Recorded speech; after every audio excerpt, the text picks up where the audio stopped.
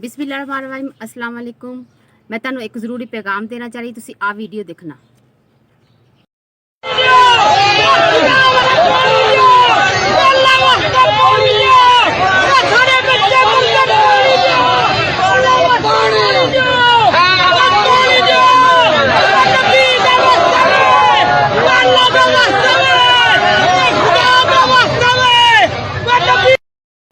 ਇਹ ਤੁਸੀਂ ਵੀਡੀਓ ਦੇਖੀ ਹੈ, ਇਹ ਵੀ ਸਾਡਾ ਪਾਕਿਸਤਾਨ ਦਾ ਹਿੱਸਾ ਹੈ।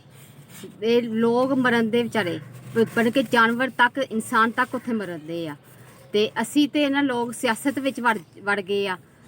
ਬਸ ਸਿਆਸਤ ਦੀਆਂ ਗੱਲਾਂ ਕਰ ਲਈਆਂ, ਲੇਕਿਨ ਇਹ ਨਹੀਂ ਦੇਖਿਆ ਕਿ ਲੋਕ ਜਿਹੜੇ ਜਿਨ੍ਹਾਂ ਕੋਲ ਪਾਣੀ ਨਹੀਂ ਹੈਗਾ ਉਹ ਵਿਚਾਰੇ ਮਰਦੇ ਆ।